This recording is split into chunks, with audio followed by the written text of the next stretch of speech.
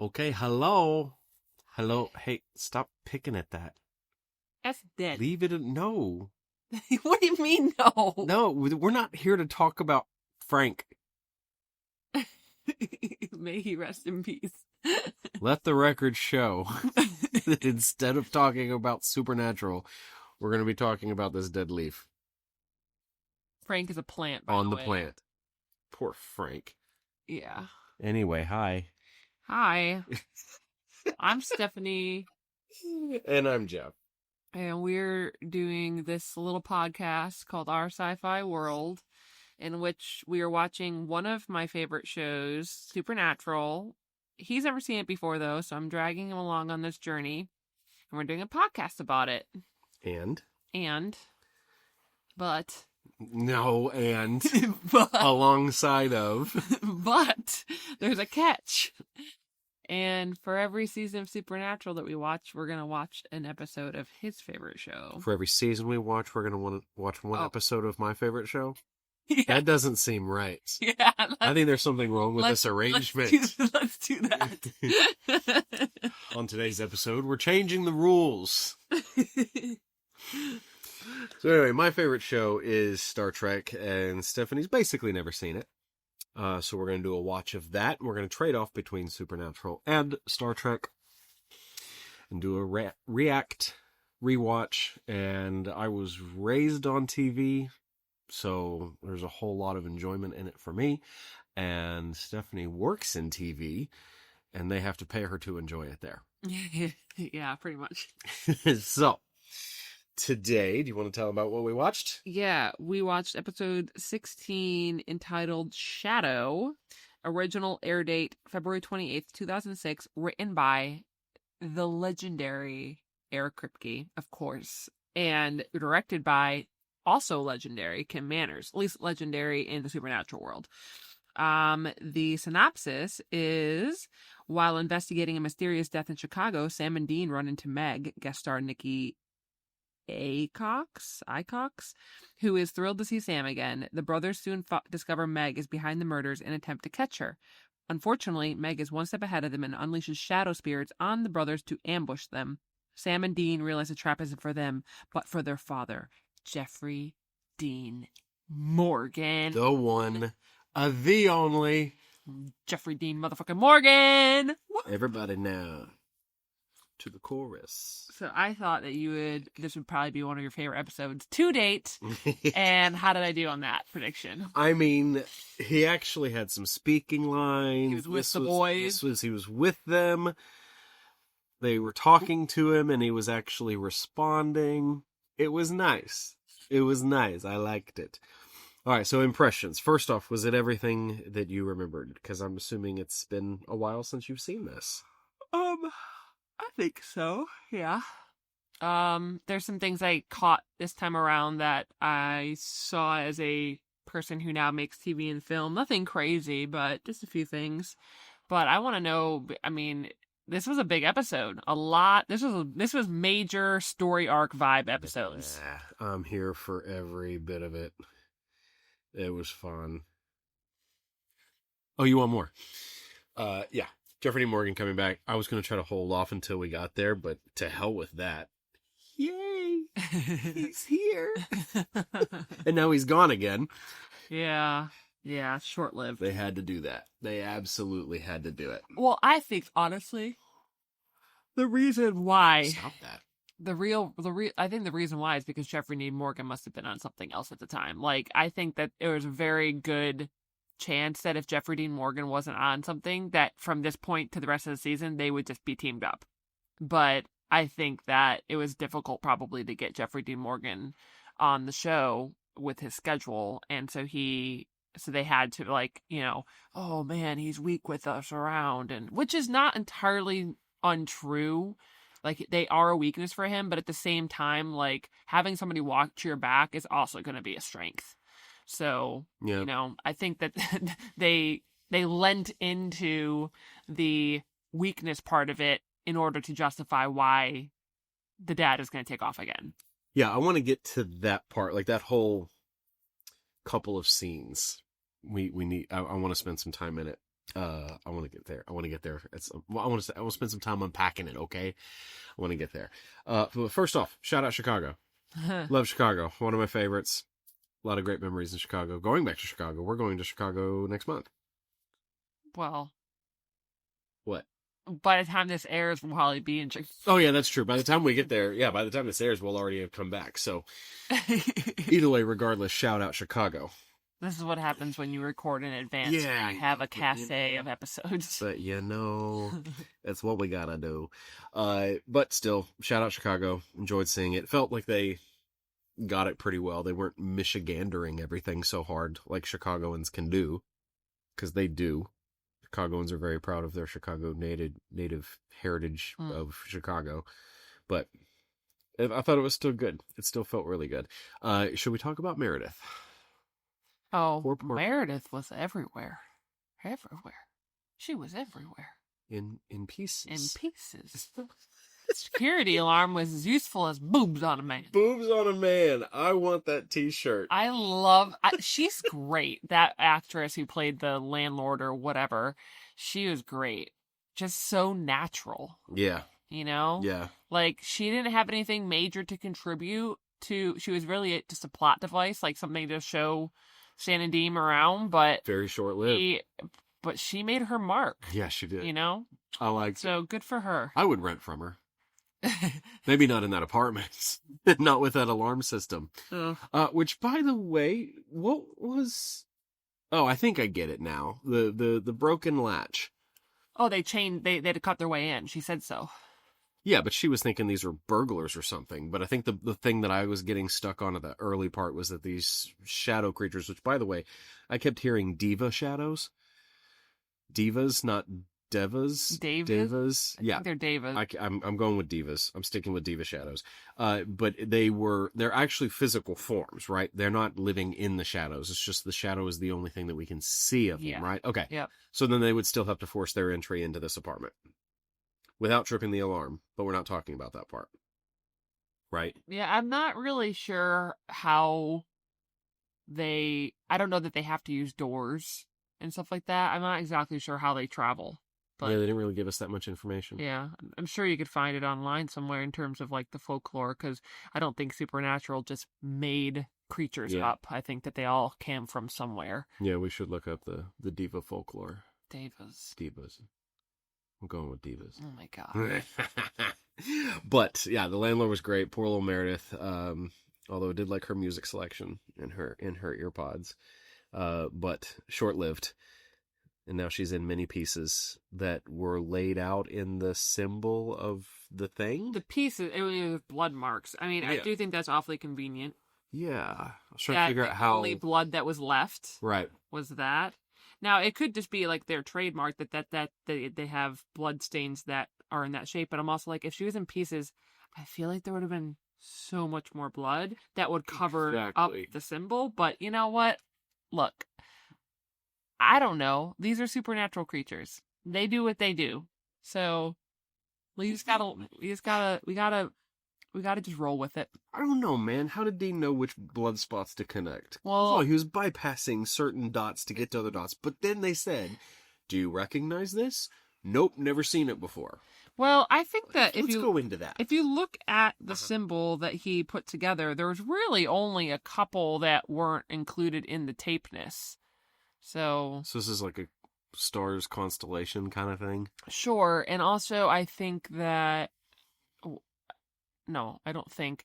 I just find it odd that she had black masking tape. But I mean, super convenient for them to be masking taping on a white rug instead of having white or like creamish colored masking tape like most people would have, or blue. Yeah. Blue. Or we really wouldn't have carried if she had just had Scotch tape. Yeah. Really wouldn't. But thankfully, this woman had a household item of black masking tape. She knows how to get murdered by divas, man. She really set us up for success on that one. Yeah. Gosh. Oh yeah, I'm gonna do it as many times as I can. No. Yeah, this is happening. All right, so what else? Landlord Meredith. I mean, we had a good opening scene.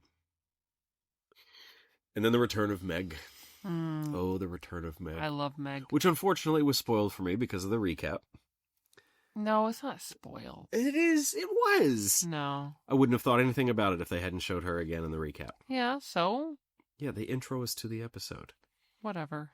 Then don't watch it. You have to. Or you could just walk out of the room. I can't walk out of the room with the TV on. You get angry. No, I don't. Yeah, you get angry. You start screaming and throwing things and summoning divas. Don't look at me like that. Are you done? Are you done making shit up? I'm going to try. Okay. God, can't take him anywhere. True story. All right, so we get to see Meg. Again. Yeah, I love Meg. And Sam is immediately suspicious. Which is cool. Which is good. I appreciate that about him. And Dean's all like, I don't know, man, it's just a coincidence. He's like, yeah, he's a coincidence happened. He's like, yeah, not to us. Not to us. And he's like, yeah, tell me about it, man. She wasn't even that into me. Fucking Dean, man. What I appreciated though about that moment with them where he was like, you bitching about me to some chick and yada yada yada, and he's like, am I keeping you guys feeling? Like Dean wouldn't let it go like for like 4 or 5 sentences, and then Sam's like, no, of course not. Will you just freaking listen? Stop. And Dean, he dropped it, and they moved right on to business, you know. So he has these little outbursts. Most of the time, like inside of trauma, under pressure, he's cool as a cucumber. But then he has these random little outburst things, and we got to see a couple of them today. Yeah. Which got around later to the whole family thing, and which I guess we'll get to as the episode progresses. One of my favorite scenes. However, okay, you little pervert, that was funny. There has to be a book somewhere, or a list of Deanisms. There has to be. And that's awesome. That is awesome. Oh, bite her. Don't leave a mark though. Yeah, I enjoyed that. And I just like that. I just love their brotherly like banter. You know, he's saying, you know, bite her, or you know, that poor cute girl, you're stalking her, da da da da, and then you know, he's like, I can, you know, I can do this without you or whatever. He's like, yeah. Name the last book you read. It's just like they just know each other so well, and it's funny, but not so well that when they had their little heart to heart, their chick flick moment, as it were, before they go after the demon / Meg, you know, and he's like, why do you think I came and got you? And Sam's like, well, because you needed help, and you know, Dad was missing or whatever, and Dean was kind of frustrated that Sam didn't already know. He's like, yeah, man, that's not just it. Like, and he was like, kind of just, I don't know, he was getting a little upset, not necessarily upset at Sam, just kind of upset that he has to say it out loud. I think. I think that they've got that he wanted the family to be back together. Yeah, I think they've got growing pains. I mean, they've got a huge, long history together, but they have very obviously grown into two completely different people. And it seems like there's frustration as they come back together. We're assuming this is of the week, so we're assuming that we're 16 weeks into their reunion-ish.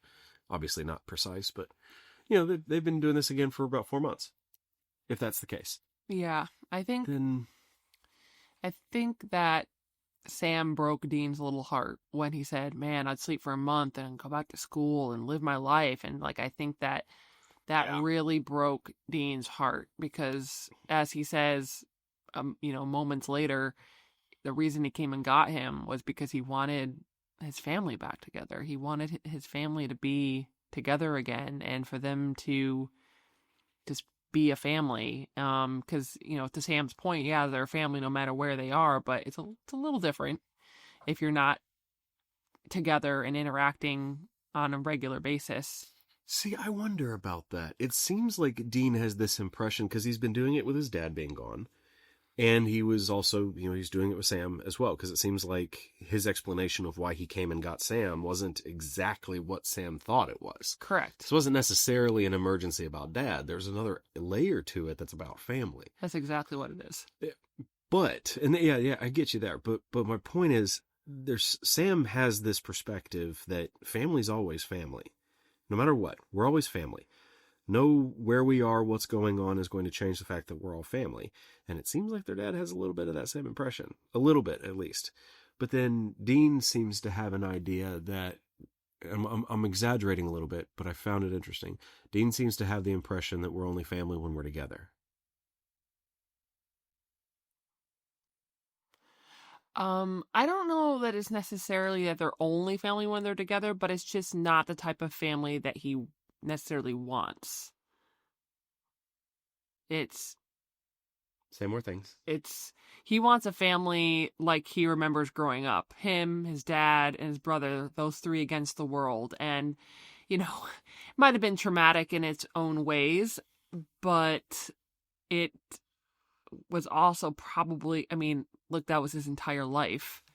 And in some ways, it's the best times of his life, And so he is trying to recapture that, I think. I don't think he necessarily thinks that they're not family if they're not together. I just think that that's the version of family that he wants. He wants one where they're together and experiencing life together. And not for nothing, he doesn't really have anything outside of them. He doesn't have friends. He doesn't have any of those things. And we come to find out that, those connections and everything are really important to Dean. Some people it's easier for them to be lone wolves. They don't really crave or need that connection with people as much. It's pretty clear that John is, one of those people. He's been off hunting by himself, as far as we know, by himself this whole time. And so he clearly doesn't, or if he does, he's just burying it deep. He doesn't need that connection as much. John is Jeffrey Dean Morgan. Yeah. I lost it for a second. Well, I found it, the reason I put that parallel in is that they came off of it when they were talking about the hunting, which reminded me of something else, which I guess we can go back to in a minute. But they were talking about hunting, that Sam was looking for the hunting to be over so he could go back to doing his life. But Dean is thinking the hunt's never going to be over. Correct. There's always going to be something else behind it. Correct. And then that's what spawned them into, wait a minute, we're going to break up as soon as this is over? Like the family that I've been able to get back together again is going to sever and split again. So what I was picking up from that is that Dean has this this dichotomy, this clash a little bit, that the only real family he knows is these guys together while hunting. But then he also sees the hunting as a burden. So he wants to bring back the good thing that he knows, which is his family together hunting. But then at the same time, he doesn't want to be a hunter. I don't know that Dean doesn't want to be a hunter. I do think that it's probably, in Dean's mind, the only thing he can do, and it's the only thing he's good at. And so even if it's not really a great job, sometimes people do it because they're good at it, I don't know that he necessarily doesn't want it. I think that it's a double-edged sword. It's one of those things, it's like, is this the best life? No, but I'm good at it and I'm helping people and that feeds something for me. But does he know anything else? No. And that's why I want, because we did talk about that a few shows back, is that it's a little bit of his own prison, because he doesn't see it as, he's getting to help people, but he doesn't really see that he's choosing to do it. Yeah. But then on the flip side of that, what he wants is the family. He wants the family together, hunting. And that's what he always parallels. And in part, it's probably, this is all he knows. But then it's also his burden to carry at the same time. Yeah, I think that you can say that about a lot of things, right? Like, like a single mom or a single dad of a family, like you want that family, but it is still a burden in some ways. Like you have to do everything. And, people don't describe it as a burden because that sounds awful. But let's be real. At the end of the day, if you're the sole supporter of an entire family, say you have like 6 kids and you're the only person supporting them, that is a burden to you as a person. Like that's a lot. It's got to be just as bad even. It's got to be what you're saying even with 2 kids. Yeah. And that's what I'm saying. Like people don't describe it as a burden because it makes it sound like, oh, my family's a burden to me. And that's such a negative connotation. But you can still want it and love it and be totally like would never change it, but things don't have to be all good or all bad, I guess is what I'm saying. And I think because it's your family, there tends to be this societal pressure for it to be never described as a burden or something that is, hard or whatever. But the reality is, how can it not be a burden? Because it is taking, in some ways, years off of your life to deal with that, working 2 jobs or 3 jobs or whatever, and then going home and taking care of the kids and making sure that that is a burden upon your body and on your mind. And if you're barely making ends meet, imagine the anxiety and the stress. Yep. All of those things are burdens, despite the fact that you love your family, you never change it. They're still burdens to you. They are aging you or stressing, taking years off, to put it in a kind of succinct way, taking years off your life. Right. I think if you tie this into Dean's situation, add in the additional layers, they are obviously continually struggling. They're living from motel to motel over and over again, always at the threat of being murdered by something or someone or whatever, and then still having that sense of I agree with you, maybe calling it a burden is not the way to go, but it is hard. I think it's a burden, but burden doesn't necessarily have to mean that. It doesn't necessarily have to be a negative thing in the way that we tend to think of it as. We tend to think of burden as a word meaning like you don't want it and you would rather not. But burden can simply just be a heavy weight, right? Can't it? It's making you move less quickly or whatever, If you're carrying a really heavy object, but you need and want to do it and you're happy to do it, it doesn't mean you're not burdened by it when you're walking 5 miles or whatever. Yeah, I don't necessarily think that calling something a burden indicates that you don't want it, though. I think that we tend to, the connotation of it tends to fall that way, because if someone says their family is a burden, they're like, what? Like, they look at you weird.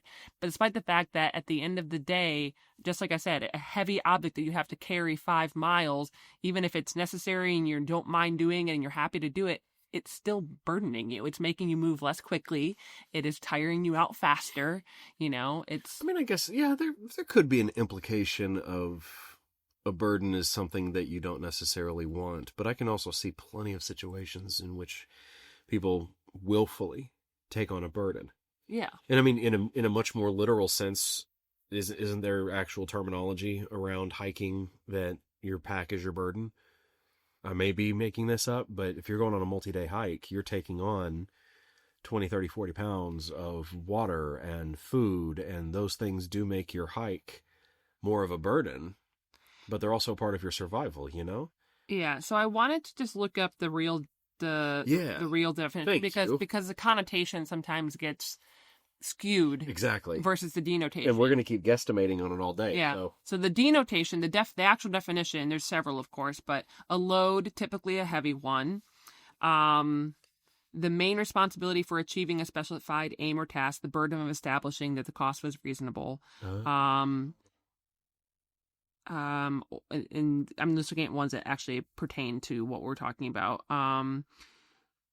Loaded heavily, cause someone hardship or distress.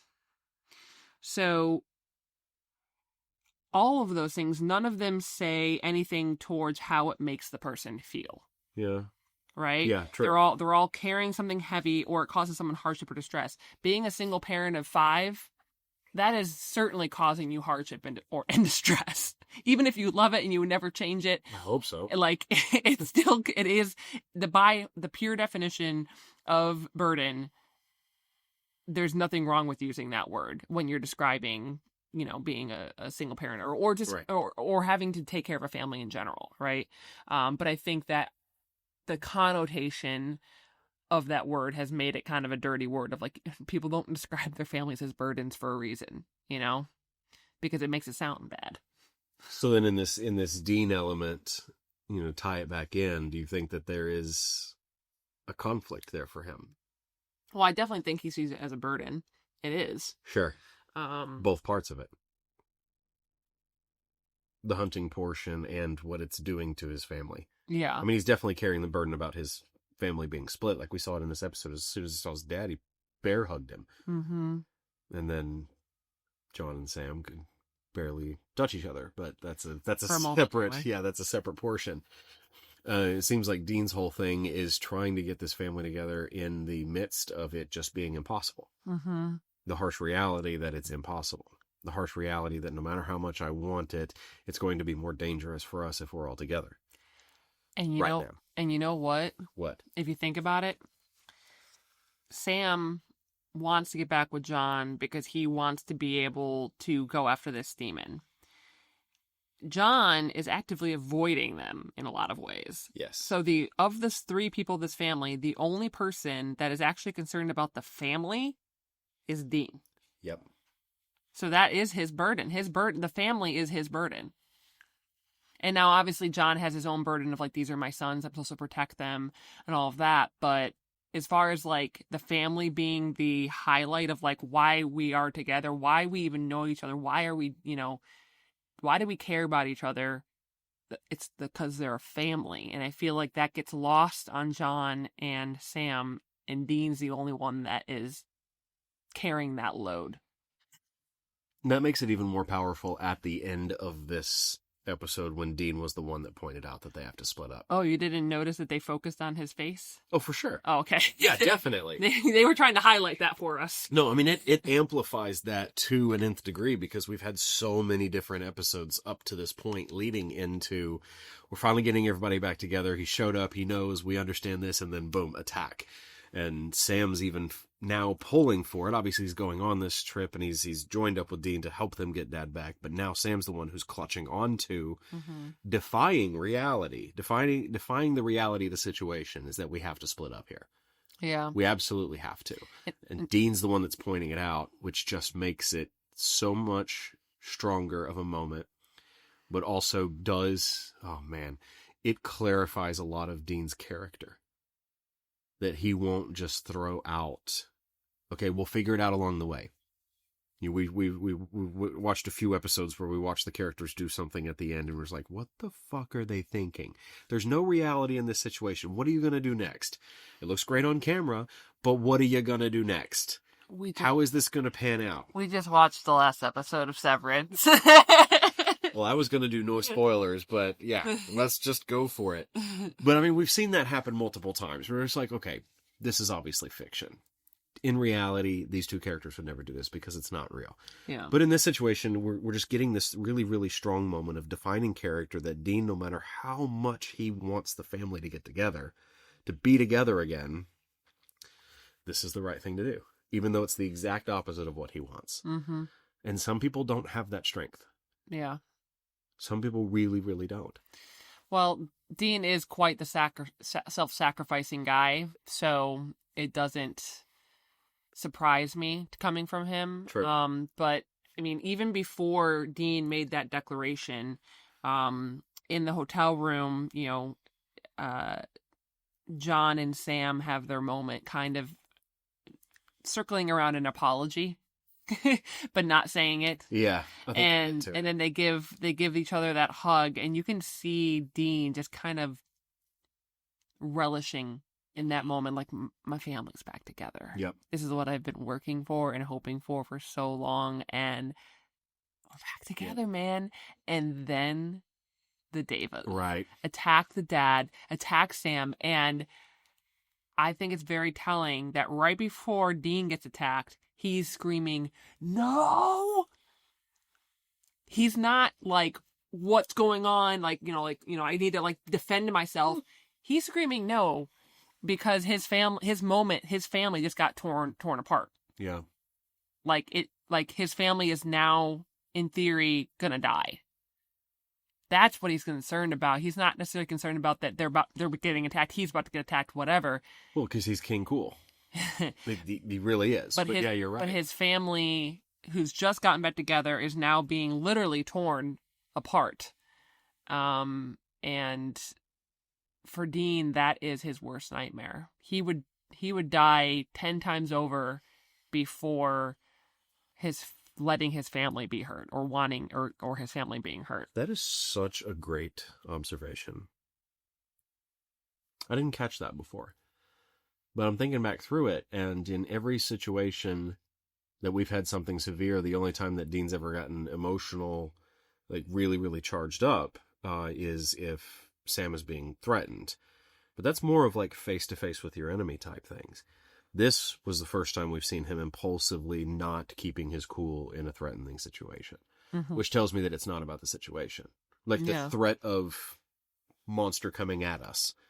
We're in physical danger. Doesn't seem like what he's responding to. I think that's a really great point. And the person that was able to, the person that was able to like grapple on and get to business, so to speak, was Sam. Right. John, I feel like he also would have the ability to like business first, but I think he was getting annihilated more. Oh yeah, the boys were thrown away, and then he was like, "Okay, let's attack John." So John was actively being attacked. Right. The boys were thrown away, and Sam was like, "Okay, how do we solve this problem?" Yeah. Dean, I think, was probably still a little bit in freak out mode of like, shit. You know, of like my family is dying right now. He's distracted. Yeah. In all sense, he was distracted. Yeah. Which is exactly what Meg accused John of how, this is why they went after the guys. This is why they used He let his guard down by Mariah's boys. And we kind of watch Dean do the same thing in this situation. Yeah. And you're going to come to find out that this is a general theme around the whole Winchester family. Well, it's so interesting that they've got the way that they've established so quickly their different strengths and weaknesses. Because Sam is not entirely emotional in a situation. Dean's the one who can keep his cool, but Sam is not necessarily the opposite of that. No. But the dynamic of how they can blend together and still be very, very believable as characters. They are both a product of their father from what little bit we've been able to see so far. They're a subject of their training. They are soldiers in essence. They still respect these situations differently. I think that they are both. They're very much definitely a product of their upbringing, and the reason why Dean. They're both soldiers in their own way. Dean is a soldier because he follows orders. Sam is a soldier because he will get the job done despite the emotions that would be causing him not to be able to. Yep. Dean can't necessarily turn off that emotion when it's his family because Dean was tasked his entire life with his job is to make sure Sam is okay. That is his purpose. That was Dean's purpose in life, was to make sure his brother's okay. Sam did not have that. So he doesn't, yes, of course he cares about his family. Of course he does. Of course he loves them and he wants them to be okay and he would, do anything to make sure they're okay. But I think there's a little bit something different when you're just trying to make sure that your family's okay versus not only am I not making sure my family's okay, but I'm failing my literal mission in life. My life's purpose is to keep my brother safe. Right. And that's not Sam's life purpose. Well, Sam's able to exist in different lines of thinking because of that. And then these things come up that are entirely overwhelming. And I would be willing to bet that Dean has a similar connection to his dad. As long as they've been through partnership in these last 4 years while Sam has been gone, I'd be willing to bet that Dean's mindset isn't necessarily protect Sam at all costs, which it probably was while they were growing up. But I'd be willing to bet that sphere has opened to include Dad as well. Protect your family at all costs, especially coming after not being able to save his mom. But, we would know that a child can't do that, but he could still hold himself in that place. So that's tough.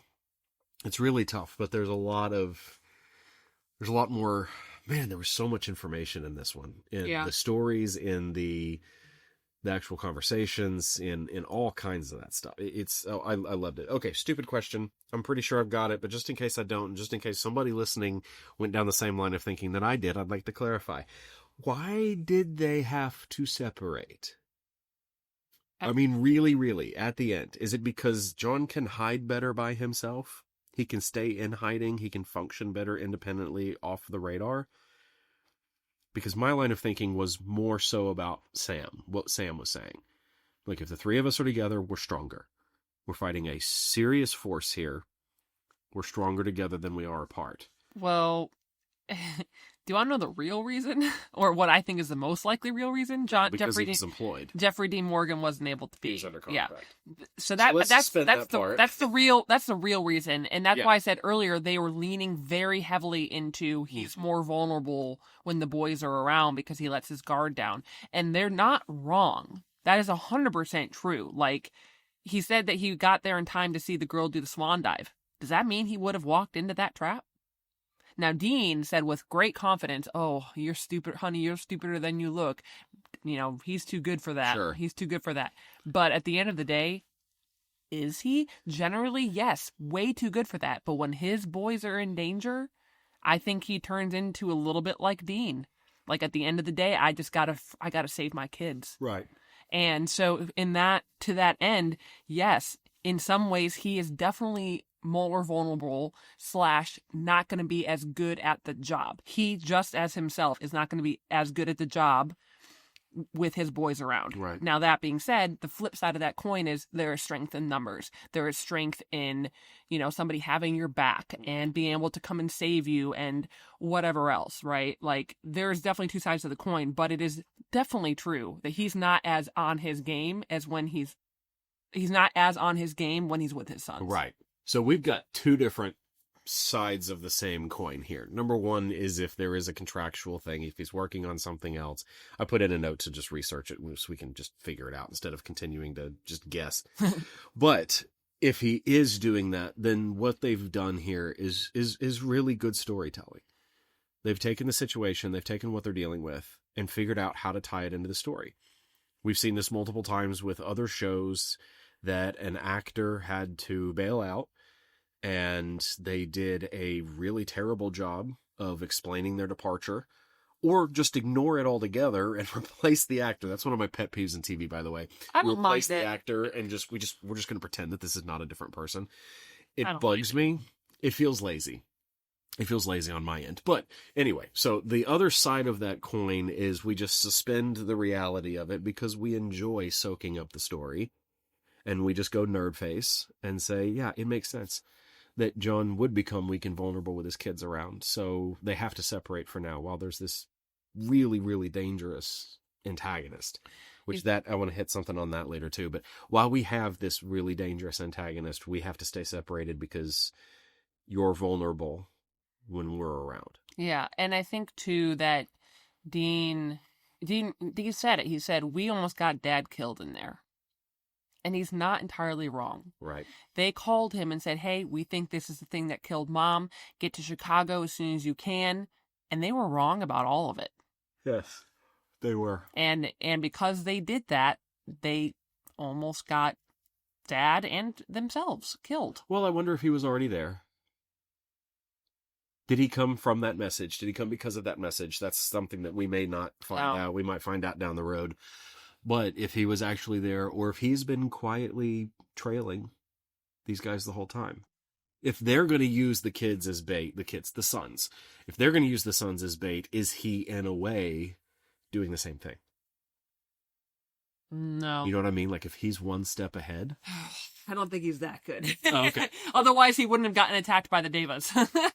Unless he wanted to. No. It's Jeffrey Dean Morgan. I'm going to give him Here's another thing that it could be. He might not have been on our contract with another show, but he might have just been too expensive. Oh, that's fair. Because when you are a bigger, well-known actor, you get paid a lot more money. He probably was getting paid more than Jared and Jensen per episode, because he was a well-known actor. I mean, Jared he was a series regular, I think, for a couple seasons in Gilmore Girls, but Jensen, he was just a guest star. I think he was a series regular on a soap opera, which hardly counts. So, I think that he also might have just been really expensive in the budget. Maybe couldn't take it. I mean, I've been on shows where we've had the loveliest of actors, and they got killed off because the show didn't want to have to keep paying them their high fee. So it's too expensive. Like as a guest star, not as a series regular. Right. Okay, so then tell me this, because we haven't had any industry question time with Stephanie yet today, but it reminds me of something. Typically and it may not be exactly the same thing, so I'm also just curious anyway. When these shows, usually like they'll do it pretty quick now. They'll do it like 2 seasons in now, but older shows, they would do it 3, 4, 5 seasons in. They would do these like offshoot isolated episodes of this random ass story. Okay, is that what they're called? You could take it and remove it completely, has zero impact overall, but it does do a hell of a lot of character development, and it gives us a fun narrative. Gives us a fun side narrative. Trek does it a lot, Data's Day, fans. But is there also a budget element in there? Because there's usually a couple times that I'll notice that the main cast is all gone. Do they do this to get time off? Do they do this to go off and do other things? Do they do this to cut the overall season expenditure down? Because, you know, if all the cast gets 2 weeks off... No, they're pay or play. When you're on a series regular contract, you're getting paid regardless if you're in an episode or not. And then there's some guest star roles that they are maybe contracted for 8 episodes, and if they only appear in 7, they still get paid for 8. Got it. So the series regulars are getting paid regardless of how many days they actually work. So these bottle episodes are not. They're not saving on salaries. Not on salaries necessarily. They can save on other things. But depending on, a lot of different factors, if you have a problematic series regular who's extremely late all the time, then not having them around for an episode can make your days less expensive because you're not waiting around for hours. Yeah. And it also can save, depending on what it is, it can save on, like, I worked on a show where they had a really big episode, so they stole 2 days, because most TV shows, like, it's, you decide on how many days it's going to take you to shoot, generally all of the episodes, and so you get 9 days of prep, 9 days of shooting, 9 days of prep, 9 days of shooting, as an example. But if there's a bigger episode that comes along, then they're like, man, we're not going to be able to do this in 9 days. So they might steal a day from another episode, because the wrap date, the end wrap date of the whole season is very important to not go past, I guess. Because I've been on very few shows that add days at the end. It has happened, but it's quite rare, at least in my experience. And so they'll say, okay, instead of 9 days, this episode gets 8, and so does this episode. So now add those 2 days to this bigger episode, so they have more ability to get it done. And so those 2 8-day episodes now can't be as big. They have to be a kind of, not necessarily a bottle episode, but they have to be a lot easier to shoot. They got to be a lot more people sitting at a table across from each other, talking, as opposed to car flips and chase scenes and stuff like that.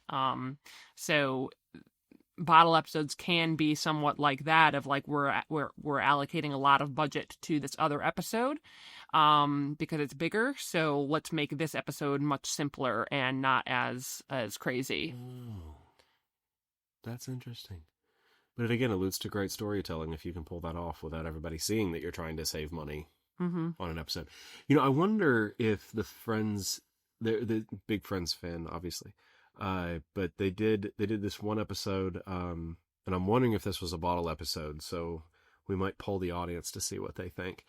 But I think it was in season 4, probably 3, but it was the one where nobody's ready. And I remember watching the commentary on it, and they were getting ready for, Ross had a speaking thing at this big fancy gala, not a gala, it wasn't a regatta gala, but it was something else. But he had a speaking engagement. Everybody was getting all dressed up, get on your tux, but they shot the entire episode in Monica's apartment. No scene movement whatsoever. Anybody left the room to go make a phone call or change clothes, they just went through the doors.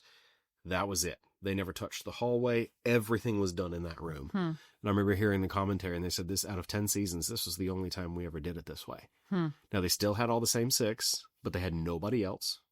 As far as I can remember, there was nobody else in that episode except for the main 6. And it was all done from the same room. And that would have been cheaper to do, because you don't have to hire any background extras. You don't have to hire any guest stars. And generally, it's a little different with Friends because they don't really go on location. Literally. But it is cheaper if you don't have to go on location. Right. So they didn't do location too much anyway. Even outside of their normal couple of spots. Most everything was set based. Exactly. So, but yeah, I don't know. I can't really speak to it because I haven't seen it. All the audience, like and comment, and let us know your thoughts. I did notice something production related though. In this episode, did you say it while we were watching? Yeah, I did.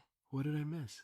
Well, it was raining when Meg left her apartment, and Sam goes to follow her, and presumably it's not, it's only been a handful of minutes because they were both on foot, so they're not. He got out of the car and was following her. So they're not traveling for like probably 45 minutes by foot, but somehow when they arrive at the next place, it's miraculously not raining, and the streets are not wet.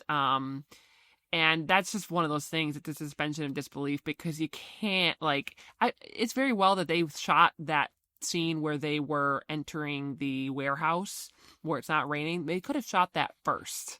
Sure. And the two places were probably not near each other, the apartment / the warehouse. In reality, they probably weren't near each other. And so if you shoot that first, and then when you shoot the apartment scene later when it's raining, what exactly are you supposed to do? Just be like, sorry, we can't shoot today, it's raining. Because it didn't rain on the entry of, you just can't. That would work. You just can't. At a certain point, you just have to be like, look, man, I give it up to the universe for this one. I can't control the weather. In this case, I want to go back and check that one with you, because I do think that the roads were wet. What I got from that one is that they were shooting it later, and my immediate thought when you said that, because I remember you saying that now, my immediate thought was, okay, well, maybe they were walking a little bit and the rain just stopped. What I thought was weird was that when Meg came out of her apartment, walked in front of Baby, and then Sam pops up, like, her hair stays dry the whole time. So I was like, okay, this looks like it's fake rain, but then later in the next scene when Sam is trailing on foot, I thought the roads were still wet.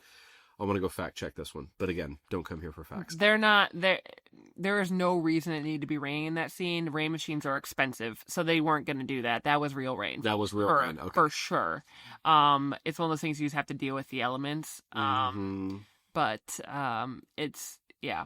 So while we're on the Meg of this, I love situation, Meg. What the hell is she? Do you want me to answer that? No. My whole thinking was that she's human, she's part of this, she's been tapped by a big evil boss that gave her a private blood cell phone. But she's smashed roadkill on the road. Mm-hmm. No blood, by the way. We're skipping that part. And then she's fine. She's just up walking around. Yeah. Okay. I mean, I can answer. No, it's fine. It's fine. Because there is a reason. There's some people who are listening who are in the boat with me. They're doing React. And some of those people don't want spoilers. You don't want spoilers. Yeah, they're like me. And then there's the other people that are rewatching, and that's fine too. But I just want to wait and see. But that was my indicator that she's not human, which I thought maybe she was. Yeah, well, clearly everybody, Winchester's trio thought she was human, because all of them were just like, yep, there she is, she's dead. And even John was like, that was the bad guy, right? Yes, sir. Okay, no need to check anything. Yeah, exactly. And then all of a sudden, yeah. So. But they didn't actually see her. Yeah, they looked at her down. Oh, yeah, they didn't see that she was controlling the Daevas. That is correct. However, I think at a certain point you have to, I mean, you don't have to assume. I suppose they could assume somebody else was working with her and they did it. Yeah, that's what I'm trying to think. They didn't show them seeing her after they left. I mean, spoiler alert, Meg comes back. Oh, sure. I've already picked up from the that. fact that I told from the one episode prior to this one that she was in, and I said this is one of my favorite top 2 bad guys. Clearly, she's going to be in more than just a couple episodes. Yeah, and you don't have her show her watching them drive away at the end like that. Yeah. There's enough dropped in there that I picked up on that.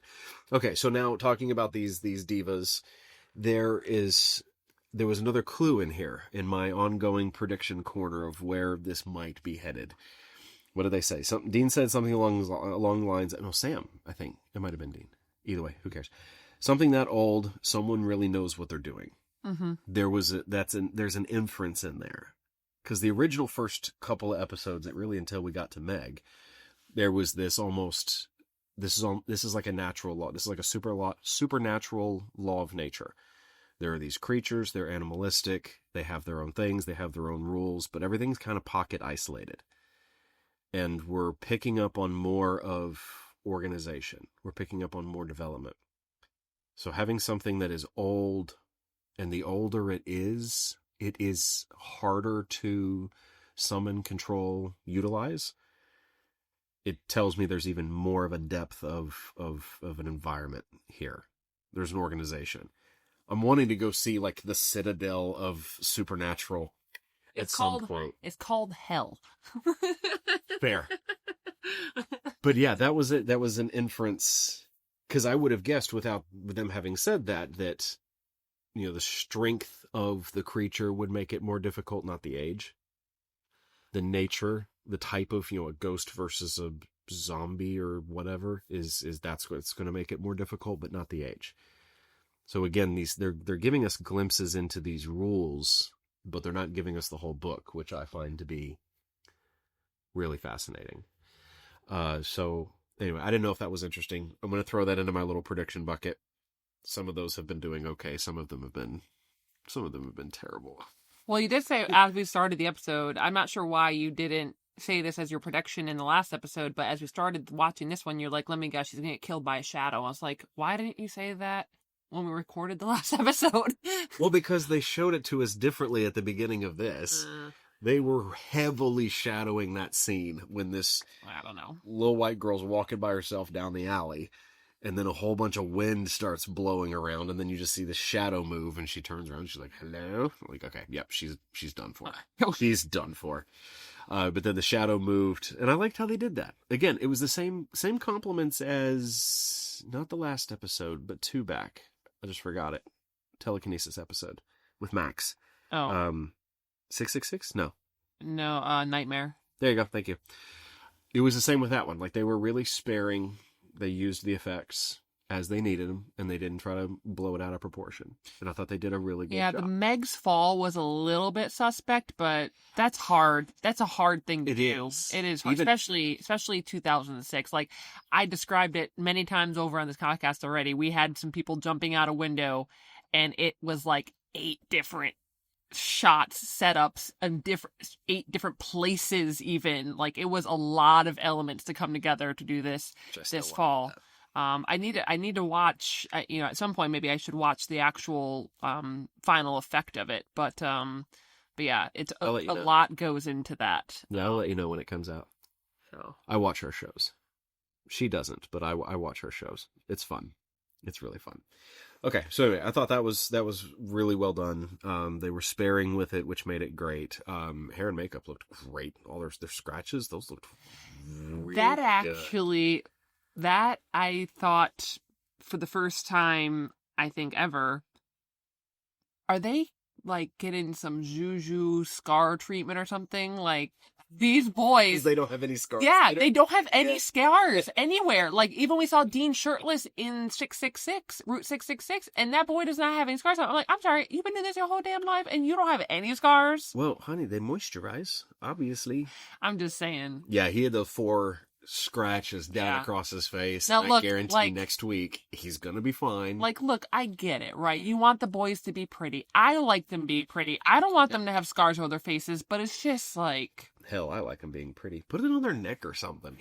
Yeah, I get it. But it's fine. I'm willing to let it go because I get it. Like, you don't want to have to like add a bunch of scars to somebody's face and all that. It's a whole lot. It's a lot more time in the makeup chair. These guys probably take 20 minutes in the makeup chair now. If they had to do scars every day, that's another 20 minutes at least, depending on what it is. So yeah.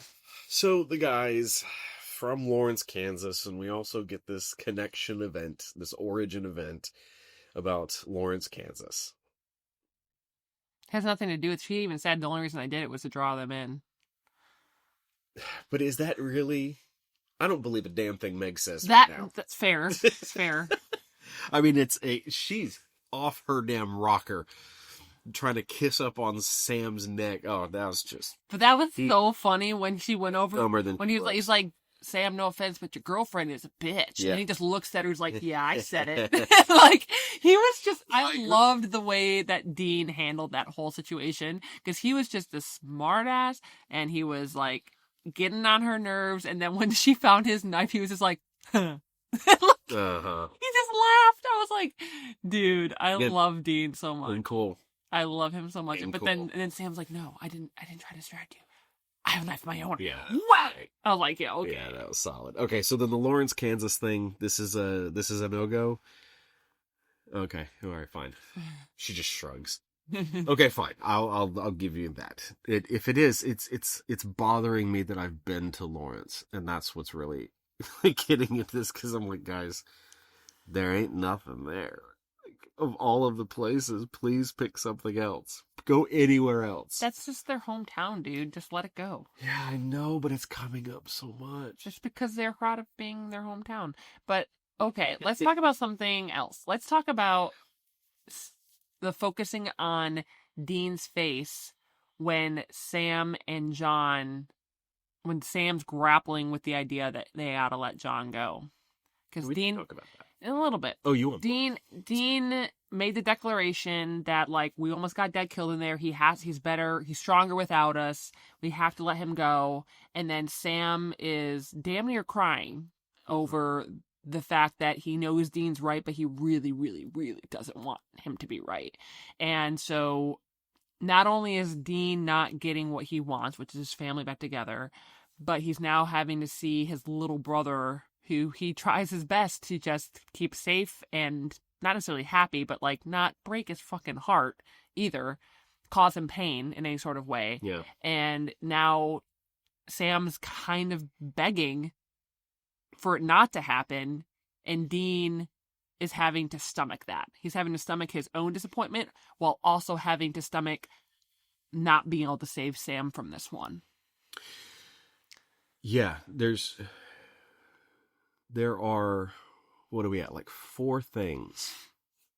I think it's 4 things that I can think of that it's going to come back. Dean's going to have to live with tomorrow. Now they've gone in completely different directions. Tomorrow, Dad's not here. And if I had sided with Sam, Dad would be here with us. For better or for worse, Dad would be here with us. And he's going to have to settle up with that. Either internally or with Sam. They're going to have to duke it out. They're going to have to pull over on the side of the road and shout it out. Whatever the case might be, we've got a couple of mounting issues, and I can feel the pressure building. Because we went back from the metamorphosis, the shapeshifter. Skin? Was that with Skin? Mm-hmm. Okay, so from Skin up until now, we haven't touched the things that Dean Turnett said to Sam. Or was it Sam Turnett said to Dean? It was Dean Turnett said to Sam. Mm-hmm. We haven't touched those. They've built up some pressure, and they kind of came up a little bit today. Yeah. Not directly, but they're boiling up. I also think it's a really strong choice that they decided to focus on Dean in that moment. Because that's not something that you necessarily... Yeah, unpack that a little, girl. I mean, Eric Kripke might have written it in the script. You know, we see Dean's grappling with it. But it's also possible that it was a directorial Kim Manners decision where he was like, I need to focus on Dean here. This is where I need to put the focus, because yes, Sam's upset, but everyone expects Sam to be upset. You don't necessarily expect Dean to be, who made the declaration, to be heartbroken. Mm-hmm. And so they wanted to show the audience something they didn't expect. And in doing so, they told and showed us more about Dean. It's all, it's all of the moments. It's them in the hotel room and Dean saying, yeah, what I want is for you not to, hightail it out of here as soon as this is over. To then him being so happy and like fulfilled when he sees his brother and his dad hugging. To then him having to be the one to split them up and having to disappoint his brother. Like, all of it leads us to showing us what Dean's priorities are. Yeah. And I don't know, I just think it was really powerful. I mean, it's one of the reasons why I love this episode so much. But yeah, I don't know. I just wanted to highlight that. Good job, Jensen Ackles, too, on the acting. So this could have been, from the industry deep dive, this could have been written in and they were focused on that moment. Mm-hmm. Or maybe they shot this a couple of times Or maybe they only did it the one time and they just happened to be pointing a camera at him at that right moment to capture that. They would have done a setup on him. It might have been a multi-camera setup, and they just focused on, like, there was one camera on Sam and John and one camera on Dean, and they decided in the editorial room to focus, do the shot on Dean. But that being said, they had to have told Jensen to react. Yeah. In a way. Like, now Jensen might, on his own have reacted like, this really sucks or whatever. But I think in some way, shape, or form, it had to have been written or told to Jensen, like, this is breaking your fucking heart right now. Mm-hmm. Like, you're not just disappointed that Dad's got to go. You are holding everything inside when all you want to do is scream, no, I was wrong. We got to stay together. Especially after you see your brother being so upset about it. Right. So I think that was definitely a conversation with, maybe Eric, Kim, and Jensen. I don't think Jensen just did it without anybody saying anything to him. Yeah. As much as Jensen's a great actor and everything like that, at the end of the day, he has to let the showrunner and the writers, especially this early on in the series, guide him as to what his character his motivations are and all that, because Jensen is still learning who Dean is too. And right now, Eric Kripke knows Dean better than Jensen. Now, in later seasons... Say that again. Hold on, say that again. Right now, Eric Kripke knows Dean better than Jensen knows Dean. So Jensen is still discovering Dean, mm-hmm. and Kripke is filling in the gaps where Jensen doesn't have it. Mm-hmm. Yo. Well, because, and I'm assuming Jensen, knows a little bit more than the audience in terms of, like, he's not just getting the script every week and that's his full scope of who this character is. I'm sure Eric Kripke has sat down with him and be like, this is who your character is and this is what his motivations are or whatever. But at the end of the day, Eric Kripke is the only one that, like, he's the one that really knows this character because it's the character he created. And so it's in his bones, and Jensen hasn't lived it as long or as hard yet as Eric Kripke. And also Eric Kripke knows what the future is and what other things are going to be revealed about this character. Not necessarily what's going to happen to him, but how that character will respond to things happening to him. And how he responds shows who he is as a person. Kripke knows that person. Jensen doesn't yet. Or, only somewhat knows. Now, several seasons on, Jensen's the best person that knows his character better than that's anybody. My follow-up question is what is that handoff? What does that transition look like? I mean, is it just slow and steady as we build trust? Eventually, it's just obvious that Jensen is now the resident authority? I mean, Kripke, I know this is a little bit of a different handoff there because of the 5-season thing, but in general, because the same thing happened. We can do the Friends callback. Each of those 6 actors picked up on their character more eventually. I think that if Kripke hadn't left after season 5, in season 15, and I think actually I'm pretty sure past season 5, there was a few times that the boys, Jared and Jensen, had conversations with Kripke about their characters. Like, maybe they were grappling with something that was happening with their characters or how their characters were responding it in season 10 or whatever. And we're like, all right, I got to talk to the guy who created this character. And I'm pretty sure they've had conversations past season 5 in reference to things like that of, like, I need somebody that knows this character just as good or maybe even better than I do to talk me into whatever this is that I'm not finding to be appropriate for my character. So this is a slow, very organic, very casual process. It's not like the actors being trained in the character. It's not like it's an early objective to try to get them into full education on this character. I mean, but it's a process. It is like you want them to be able to be authentic to their character from the get-go as much as they can. You can't have Jensen just walk in there and not know that Dean's main motivation in life is his family. Because Jensen's going to act things differently, if he doesn't know what the overall scope of this character is.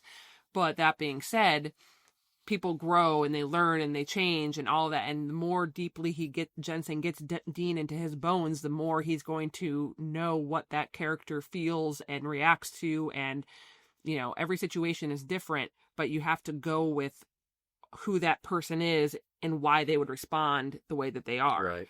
And that's why I think in later seasons when Eric Kripke's not around, that the boys still reached out to him, because I've witnessed actors arguing with writers about, I don't think that my character would do this. This is stupid. They don't necessarily say that, but like, they're basically trying to fight for their character, saying like, this is not how I see it. And the writer will essentially have to try and convince them why they believe it is. And if they're convincing enough, then the actor will go with it. If not, then it continues to be a fight. And at the end of the day, look, the showrunner has the final say. But depending on who that actor is, if they're a producer, if they're executive producer on the show too, they also have weight. So it becomes it can become a bit of a mess. Yeah, sounds messy. But, hopefully you can keep things friendly in those debates, so to speak. But it's really, I think the actors, a lot of times their main motivation is making sure that things are staying true to their character. And the writers, I would say that should be their number one motivation, but sometimes they have to be able to further things along, even if it goes outside of the character. And so they have a tough line that they have to toe sometimes. Now, if they're a really, really good writer, they can figure out creative ways to do it and think outside the box, or rather work within the confines of the box that they're being set in. Yeah. But some writers aren't as talented, or they have bigger smaller hoops rather, that they have to fit through. Their hands are tied behind their back, whatever it is, it makes it more difficult for them. Like, they're like, look, I get it. You're right. This is not authentic to the character, but we have to be able to get from point A to point B. And this is how we're doing it. And I don't think that it not being authentic to the character, this particular moment, isn't going to make or break anything. Sometimes being honest about it is really just all you need to do is like, look, you're right. But your character doing this thing out of character right now is not going to make the house of cards crumble. It's going to be okay. We'll move past it, Yeah. It's difficult though. It's difficult, especially if you aren't in alignment. If the actor and the creatives aren't in alignment. Yeah. I can imagine that being a deal of a huge, huge issue. And then there's some actors who they take things that are being shoved down their throats that they don't agree with, and they somehow still make it authentic in some way, shape, or form. Like, they're given maybe a completely disgusting line to say, but they perform it in such a way that it's no longer disgusting. Mm-hmm. And though that, like, you got to hand it to those actors who are able to just take it and figure out how to make it the least offensive. Not necessarily offensive because it's disgusting, but just offensive to the character, I guess. They figure out how to sell it. Mm-hmm. Yeah, exactly. Yeah. Regardless of how bad it is. Mm-hmm. Yeah. Great actors, bad scripts. There's something about that. Yeah. Cool. We went off on a huge tangent. I know we did. The thing is, I'm soaking in it. That's the thing. Like, I'm not trying to pull it back in. I'm soaking in all of this, and I'm running through. Because again, you work in it, but I was raised in it. And so this connection of these characters in the past, and times that great characters ended up leaving because they didn't blend or they didn't mesh or the actors didn't get along. There's all these things that are just starting to explain it. And it's great. It's also worth noting that in TV, in movies, the director has a heavy hand in being like, no, that's not your character, and this, that, and the other. Like, they can be very heavily involved. In TV, it's more writers and actors, because at the end of the day, this director who comes in the middle of season 5, who are they to know Dean or Sam better than Jensen and Jared? Right. Jensen and Jared have been doing this for 5 freaking years, and you're going to come in and try to tell them what their character would or would not do. Like, it's obviously, they're still the director, so they gotta, like, play ball, but sure, the best directors know how to fit into a production and make it their own in the ways that they can, as opposed to trying to reinvent the wheel. Okay, so hold on. So sidebar then on that.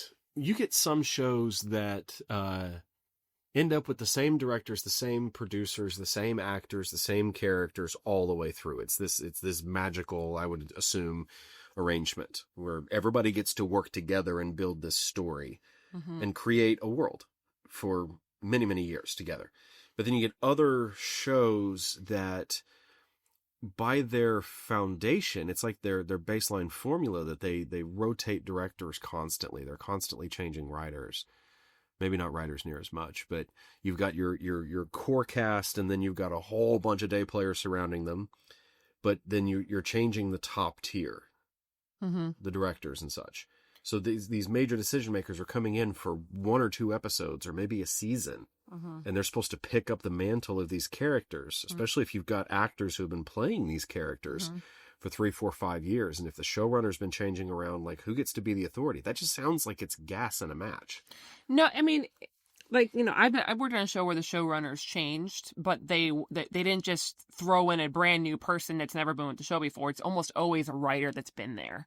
And so they know the show very well. And so now they're the showrunner. And so the showrunner and the new director will have a lot of conversations about the show, about the tone. That we have literally a meeting called the tone meeting, and they just have a lot of conversations so that they get like a what's it called, like a fast download, basically. There's a word for it. It's escaping me at the moment, but a really quick download basically on the characters and the scenes and everything. But at the end of the day, they're only having to take care of this one episode.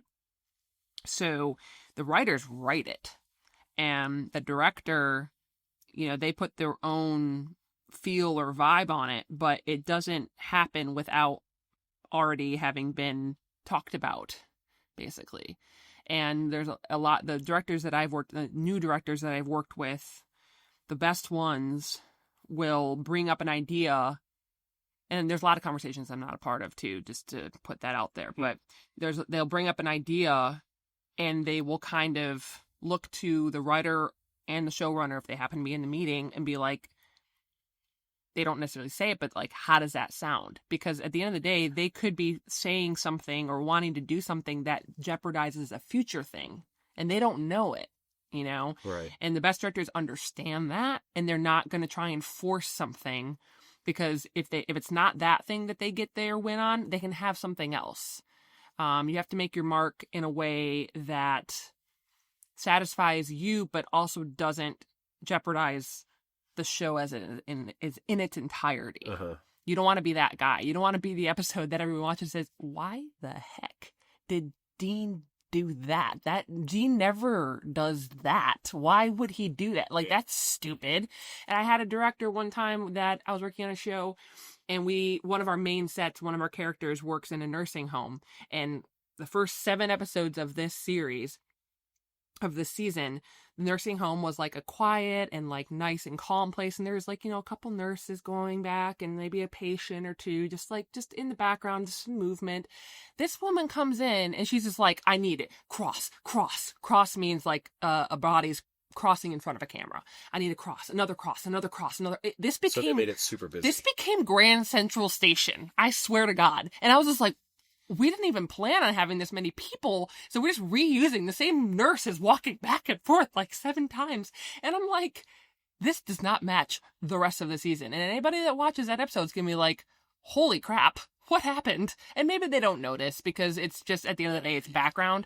But that's my whole point. It's like, why was she so afraid of just not having a million crosses? You know, right. Why can't you just fit into the mold? It's background. It's not the end all be all of anything. It's not going to tell your story. The background being super crazy back and forth is only going to tell you that it's a chaotic place, but it's not a chaotic place.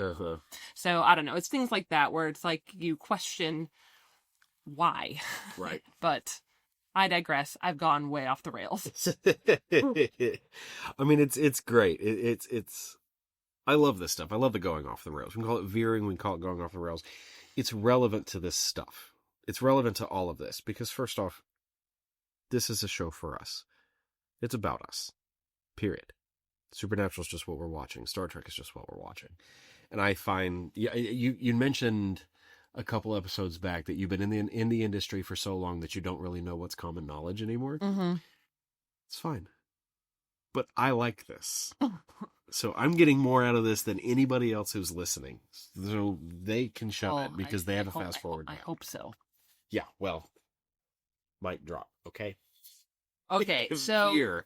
do you have anything else on your list, or shall we move to favorites? I had this one realization when Dean was talking about the hunt is never going to be over, because we just watched The Benders last episode, and this was the Bloody Benders. That was what we realized. Yeah, I looked it up a little bit. Yeah. Yeah, so we can come back around to that at another point in time, I guess. But I found it interesting that Dean was stuck in perpetual hunting, and he feels like it's never going to be over. And the episode that we just came out of was the Benders, who loved hunting so much that they went to the maximum game that they could find, and they were hunting other people. And they were getting out of control with trying to regulate it. They were doing it once or twice a year, and they were getting out of control by doing it too much. These two hands, same task thing that had going on. I don't think it was paralleled. I don't think it was on purpose, but I just found it very interesting. If the world had played out in a different way, if these guys weren't homicidal serial killers, they could have actually been integrated into this system. I'm not suggesting that they were, but they would have enjoyed it. As opposed to Dean, who feels like he's one of the only people who can do it, so he feels obligated to do it. He doesn't necessarily enjoy this hunt. I think there are parts of him that enjoy it, but I think he enjoys helping people. I think he enjoys hunting people, saving people, hunting things. Well, I think that the fact that there can be too much of a good thing, and that's kind of where that's where it feels like Dean is at. I've had a few times in my life where I've done something that was incredible. It was very, very satisfying, very emotionally fulfilling. But after so long of doing it, I was just tired of doing it. I still loved it, but I was sick of having to do it. It became something that I felt like I had to do. That's how doctors go through burnout. They get tired of saving lives. They know they're doing a good thing, but they still get tired of doing it. Yeah, I mean, there can be too much of a good thing, which is what I'm seeing from Dean. It was just an interesting side observation. It doesn't have to be any huge thing. Maybe. But I thought that was fascinating. Okay. Listen here, Judgy Judgerson. Okay. Anything else? Do you have anything else on your list? Favorites? Least favorites. All right, so you go ahead. What's your least favorite? Least favorite? You can't use Jeffrey Dean Morgan again. I know, right? I had this thought, and I'm glad it didn't come up as an actual conversation point. I want to know who the antagonist is. Well, I feel like there is, maybe not in every episode, obviously not in every episode, there is some kind of puppet master. And I'm not convinced it's the blood cell phone dude, whoever she's talking to. There is, and I don't think it's just that demon that attacked the Winchester mom. It could be. There is some kind of a top authority, the architect, a la the Matrix. There's a key bad guy that we're not getting to see. And it's my least favorite that they're not giving us that. Yeah, it's going to take a while. We're dragging along at the end of the rope, and I want to see who's holding the rope. That's what it feels like. So, least favorite there, and I'm only doing that in response to this was a high story arc episode. Big time. My least favorite? Gosh. That there wasn't more Jeffrey Dean Morgan. Honestly. I think that's a fair response. Honestly, like, I love me some Jeffrey Dean Morgan. He looks so young in this. Also that it was obvious that they ADR'd his line, "I'm over here." It was just, it always sounded odd to me. It's like, "Dad, where are you?" He's like, "I'm over here." Like, oh, the like way with that Flash. Yeah. That's just the way it was said just made it so obvious that it wasn't done in the moment. But okay, well, favorite. The scene in the hotel room where Dean kind of lays out his vulnerability to Sam. I've always loved that scene. It was interesting that it ended with Sam telling Dean that he's going to have to get used to this fact. Dean kind of let that go. He didn't fight it. Yeah. That was interesting. He said, "I don't want it to be." Yeah. He said it could be. He said, "I don't want it to be." But then, done. Segue, establishing shot, next act. Oh, That was powerful. poor Dean. I know, right? It's weird that Sam is the younger one, but I'm looking for more opportunities for Dean to grow up in certain ways. Yeah. And there's so much more to unpack in that. We definitely don't have the time. Yeah. But I think we're going to have plenty of opportunities in the future to unpack that. Yeah. There's so much. So what was your favorite? Favorite? Well, Jeffrey Dean motherfucking Morgan. Okay, you gotta have something else. They can't. No, I did put in a backup because I thought you weren't gonna accept that. I did really, really, really good overarching plot episode. Mm-hmm. We've had a bunch of Monsters of the Week lately, and it's been good. It's been really good. Some really great standalone episodes, but this was a straight up plot driven episode. Mm-hmm. We haven't had one since they were back in Lawrence, have we? I think that was the last time we had a real plot We had episode. the Benders. What was before the Benders? Nightmare? No, that was plot. That was plot for sure. Diving into the psychic abilities and all of that. They definitely tied it in, and they gave us there were some fishing lines that were connecting back. And knowing that there's another, like this has happened to another family, like that definitely drove some things home. And we got to see Sam's abilities, if we call them that, develop more. Like it definitely was story arc for sure. I feel like they gave us a lot of story arc in that one. I'd call that one maybe 50-50. This was still about a day-playing character who showed up, who's gone by the end of the episode. And we're done with Max. Thank you for coming. But I mean, look at in this one, our character of the week, Meredith, is gone in 90 seconds. And the whole rest of it is Dad and Boys, Meg. I guess, but it's always a sliding scale between the two. If they ever have an episode that's entirely Monster of the Week, I tend to not like those. Those are 100%. They'll usually even give us, at this point, they'll give us 5-10% overarching story. And then you got ones like today that I would call these 10 to 15% Monster of the Week, and all the rest of it was plot. Yeah. But I mean, anyway, you can disagree if you want to. I do disagree. Okay. But what did I say? Oh, so is this your top episode so far of the season, or is Home still beat it out? Ooh. I'm thinking Home is really good. As far as straight up supernatural episodes, right? What other version is it? Well, there could be our podcast episodes. Oh, no. I'm Favorite talking about your favorite episode experience. to watch. Just as a general, if someone asks you what's your favorite episode. Yeah. I'm going to stick with Home, Okay. but it's pretty close, mostly because I want the self-organizing refrigerator that they had at home. Stop it. I mean, the novelty of opening their refrigerator and things are all over the place. Okay, be serious. You don't know me. Yeah, I think Home is going to be a narrow leader over this guy and over Phantom Traveler. Oh, really? It was fun. It was out there. Phantom Traveler pointed out to me that this was not going to fit into any kind of formulaic show.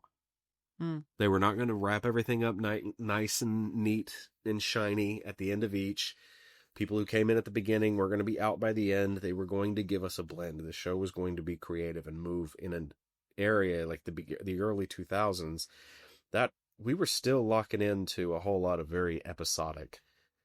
All the characters end up at the end where they were at the beginning. They weren't giving us a lot of this. And that was when I knew that it was something different. So as of right now, I'm probably like Home, Shadow, and then Phantom Traveler. All right. They're rather really good ones. And you're officially a Dean girl. Let's just be honest. Oh yeah. Okay. Yeah, that became obvious. They give us more Sam stories. I would love more Sam background. I'd love to see a couple flashback episodes with JDM as a younger man, and they can go those directions as much as they want to. Predictions corner. They're going to. No, actually, I don't want to break your little heart, but the problem is fucking Jeffrey Dean Morgan. I love him, but he was a popular, by popular I mean like he was a well-known TV actor.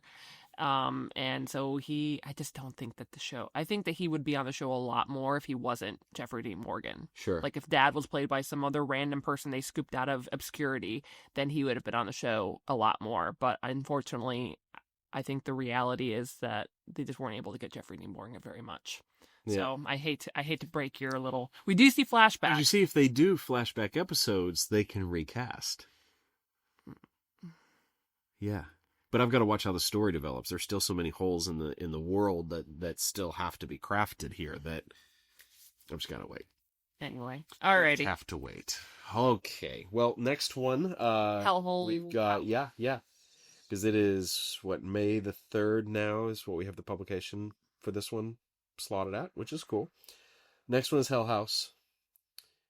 Let me think. I'm thinking frat party goes wrong. Hell House. Like Robot House. Okay. Okay. We'll see. This next one's not one of my favorites, but... Well, this also puts us down to 6 more. We've got 6 more until we get the Switch. I'm so upset that you're excited about the Switch and not about, like, seeing where this season takes You don't get it. I'm excited about both. Mm-hmm. I'm excited about one because I know it.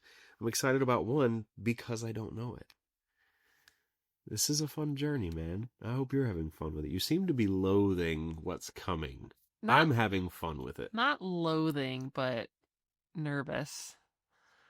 I think you're going to enjoy it. We'll see. Uh-huh. Anyway. All right. Just well, then in that as long case... as you remember that the driver, which is me, picks the music. And shotgun shuts his K-Cole. Which is Jeff. No. No, I always drive. Thanks for coming. Actually, legitimately, he does always drive. But I still pick the music. All right. Okay, bye. Bye.